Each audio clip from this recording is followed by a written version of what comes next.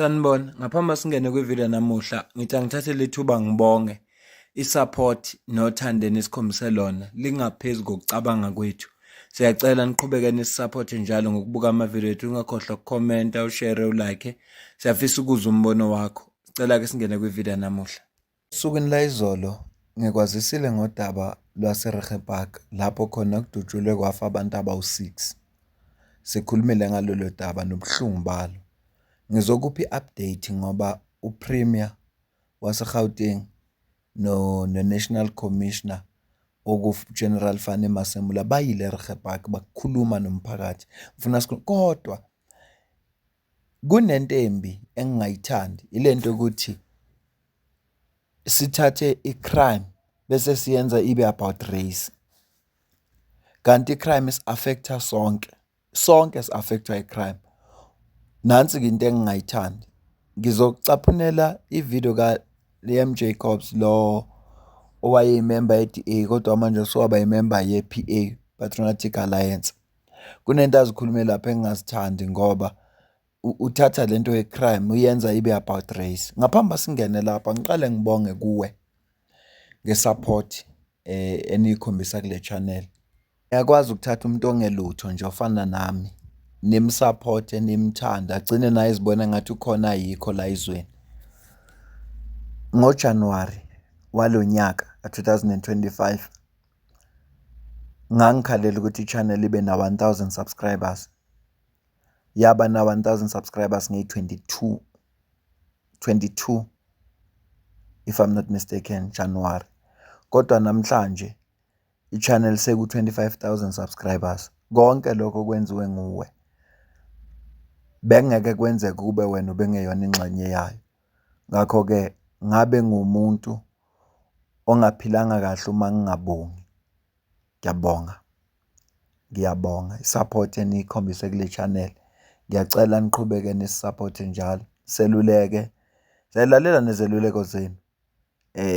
Sibonisane siqhubeke nje sixoxe njengoba sixoxa singene odabeni. What has happened in Regebhak is a tragedy. By any metric used anywhere in the world, this is considered a mass murder event. This is considered a mass shooting. Here's why I'm qualifying it as such. Because in many other places in the world, something like this happens and it is a major news event. Everyone across the country is talking about it. Everybody is saying, pray for the community. Everybody is sending their prayers. Rightfully so, because it is an event of mass trauma inflicted on the community at large. But in South Africa, it happens in the colored community. It happens in our community. And nobody's talking about it, except us. And it is because it has become so normalized and it has become a daily occurrence. Violence is taking the lives of many of our people in our communities on a daily basis. And that's why I want to say our community should not be war zones. They should not be places where we are breaking, where we are murdering each other. They should be places of peace, places where we show love, places where we are the example to the rest of the world. Now, this is where many people are mistakenly only going to say that we need more police in our communities. Yes, we do need police. Yes, that is very true. But policing without dealing with the main issue is criminalizing our communities. So instead of focusing on criminalizing our communities, we are not criminals. We should focus on healing our communities, and we must focus on coming together and attacking these social ills that cause this violence, and we must do so together. There's a lot more to be said. I'm angry, I'm heartbroken, and I think many of us are feeling this. But all in all, I want to say that it's thoughts and prayers to the affected families and thoughts and prayers to our communities. Never stop praying and never lose hope. I-message yakhe ibe right, i-message yakhe ibiyinhle.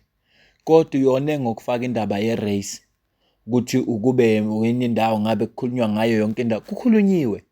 Newsroom Africa ikhavile, SABC ikhavile. Ngicabanga ukuthi lawa ama-channel amakhulu kabi ku-mainstream media. Ekhava udaba olulodwa. U-National Commissioner no-Premier waya khona. Yena ukhuluma usendlini, ukhuluma nefoni. Uxolani Khumalo bayile emphakathini.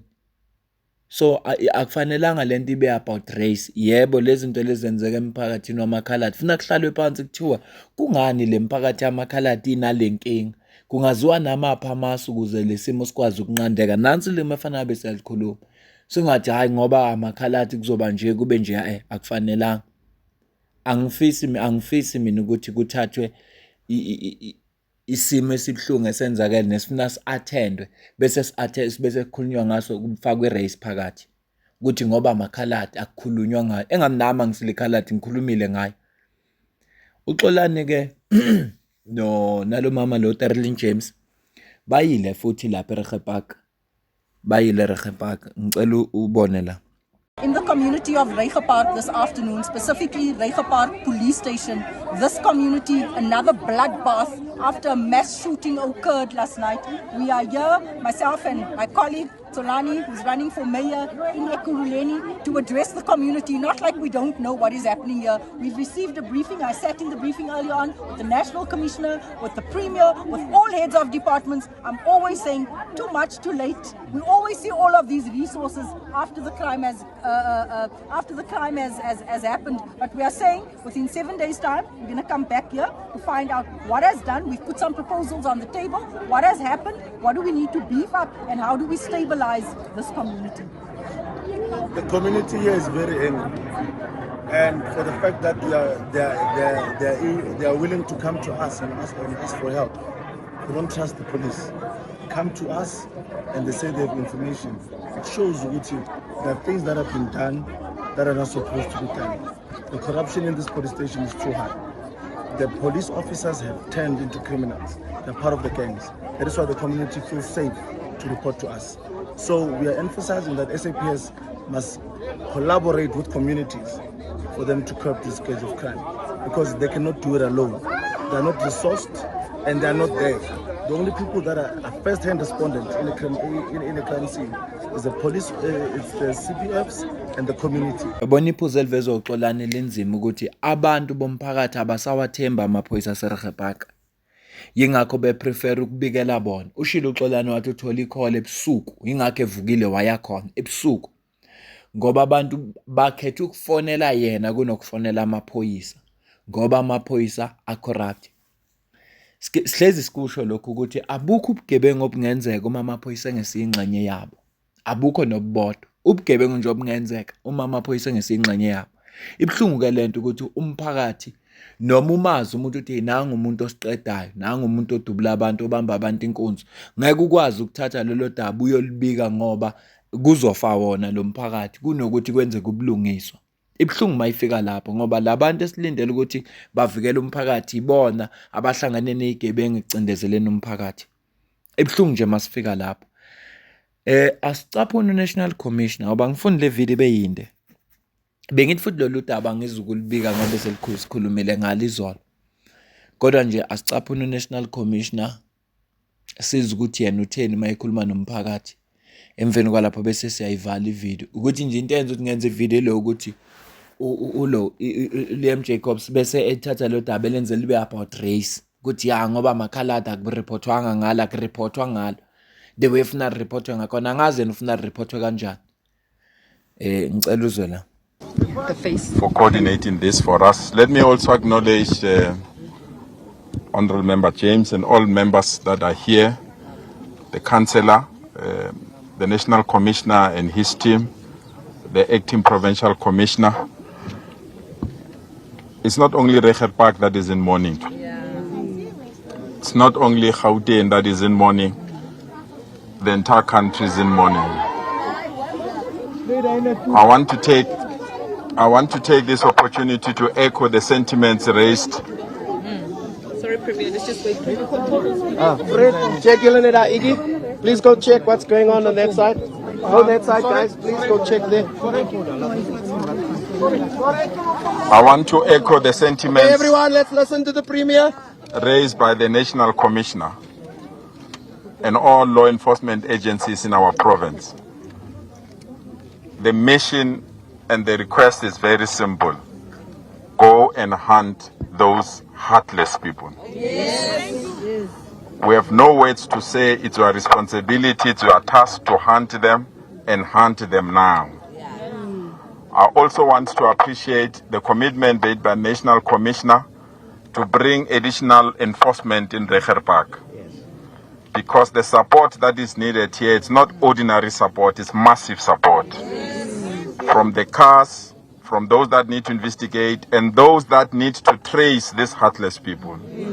And therefore, the commitment that has been demonstrated by the National Commissioner is highly, highly appreciated. But I also want to echo the sentiments of your leaders. They expressed issues that need to be attended. And to me, their words is my instruction. We will execute what they are requesting us to do. We'll exactly do what they've suggested that we do, from counseling, the support to all the affected families, and those that are in hospital, and those that need immediate support. I commit the government that I have the honor to lead will immediately support those families, especially the families of the deceased. They need us now, and we must show our support to them. Njengoba umuzwa ku-Premier naye ekhuluma amazwi la abalulekile futhi ngiyabaza ukuthi abantu babe nengxokozelo mayethi akuyona iRegge Park kuphela ebhekane nalesimo. Abantu base bekhombisa ukungayinameli le nkulumo kodwa ekhuluma iqiniso ngoba ngeviki eliphelile besibika ngodaba laseWestbury lapho kudutshulwe khona abafana abancane abanabo 15 years 16 years abancane abafana bebhema lento okapipe le badutshulwe nakhona kuthiwa it's gang related umfana una 15 years is part of a gang. So i-commitment asicaphuni i-commitment ka-National Commissioner siza ukuthi njengomphathi wamaphoyisa uthi yini abazoyenza kodwa amaphoyisa noma athi wafuna ukwenza noma yini kufuneka kwazi ukusenzana nomphakathi. Nginethemba ukuthi njengoba uxolana ingxenye yabo uzokwazi umphakathi kumhlebela ukuthi hayi nali iphoyisa li-corrupt bese kuzwa namasu ukuthi kudilwa kanjani nalo. And we did take certain decisions that we are going to do. The first decision is the police team that is deployed here for stabilization, they will remain here and work here to make sure that there is stability in this community. Number two, I will bring in another investigation team that will come and investigate cases of Reiger Park.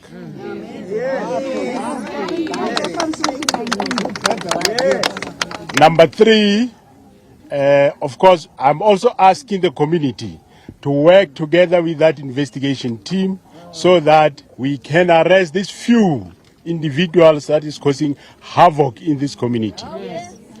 Number four, I guarantee you we are going to arrest these thugs that did this.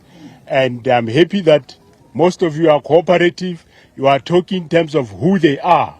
So we definitely going to make sure that we arrest them. But also we ask once more again to the community that the kids, the children, play part of a parents. Make sure that you take charge of your children.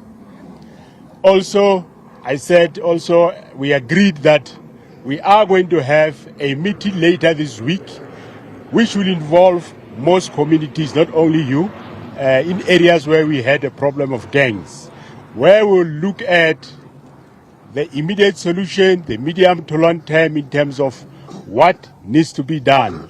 But that won't be the police alone. We'll invite other departments responsible, like your Department of Education, Department of Social Development. They have got a bigger role to play. So we'll make sure that we invite those other departments so that they can also play their part. And as police, we will play our part. That's what we are going to do. Thank you very much. We'll communicate through your councillors, Ms. Klassen, and other leaders, so you will get the message. They will not be, you won't be left out. Thank you very much. Uma bembuza imibuzo uphendulileke uNational Commission ukuthi bazoletha enye team ezobalekelela uku-investigator kodwa akeze ukukhipha information eminingi manje ngoba uma engasakhiphe leyo information leyo izokonakala yonke lento le. Izokonakala yonke lento le akufanelanga bakhipha istrategy sabo ukuthi bazolwanakala nalo kanjani lesihlave esikhona lapha. Lokho kuzosiza njengoba uXolani eshilo ukuthi amalungu omphakathi akhalile ukuthi abakwazi kuya epolice station ngoba amaphoyisa asebenzisana nezigebengu. Amaphoyisa ayingxenye yezigebengu. So ngaleso sizathu lihle kakhulu leliso abalishoyo. And i-Action SA is committed ukuthi emveni kweviki izobheka iprogress ukwenzakalani. Kungabi izethembiso kuphela bahambe abantu bancwabe kudlule kugcine kuphelele emoyeni ngoba ibhlungu naleyo nto le. Esikhathini esiningi ke amaphoyisa uma kazibophezela ukuthi azoyenza into ngempela asuke ezoyenza. Ngiyakhumbula ngapha ngazi noma kuse-Eastern Cape nalapho kwadutshulwa khona abantu abawu-15 or 16. Afika amaphoyisa kanje azibophezela. Kwathi liyophela iviki kwase kuba khona abantu ababoshiwe. Namhlanje labo bantu basahamba icala. Igama engilithande kakhulu lelo ukuthi bazohlangana not only nabantu baseRegepha kodwa nabo bonke abantu aba-affectwe le ndaba lezi ndaba ezihlushwa ama-gangs. Kuziwe namasu ukuthi kungenziwa kanjani ukuze kuliwe nalesihlava. Lelo gama nje lingijabulise kakhulu ngoba ukuze vele kuxazulule noma yini kufuneka kuhlalwe phansi. Kufuneka kuhlalwe phansi. So ibalulekile lento eshow National Commissioner la ne-commitment ayenzile kubantu baseRegepha. Siyazi ukuthi amaphoyisa anawo ama-resources. Amaphoyisa anawo ama-resources. Futhi amaphoyisa mayesefuna ukuvula ukubopha abantu azobabopha. Thula uzongibuza. Kule case bazoboshwa abantu. Uma bengaboshwanga labantu bazozenzela bona ubulungiswa bazofuna ukudubula amaphoyisa bese amaphoyisa abadubula back. Futhi awazi ngifisa kanjani sengathi labantu balapha eRegepha lezi gebengu zingaba zigora zilwe namaphoyisa ukuze amaphoyisa ezokwazi ukuthi enze ubulungiswa. Abukho ubulungiswa obudlula lokho kumuntu ohluphayo, kumuntu ongafuni kube nokuthula emphakathini. Ngiyafisa nje sengathi lo muntu angathanda ukuba isigora nje alwe namaphoyisa bese amaphoyisa elwa back. Ngoba phela suke ngena choice uma umuntu ewalwisa njengoba kungabantu abaphathe ibhamu nje. Ngiyafisa isifiso sami lesi sengathi amaphoyisa ngathi mayebavakashela bese belwa namaphoyisa ukuze amaphoyisa azokwazi ukulwa back. Leso sifiso sami nje sengathi singafezeka naso. Asiyibambe le video mina nawe bese sidibana kwivideo elandelayo.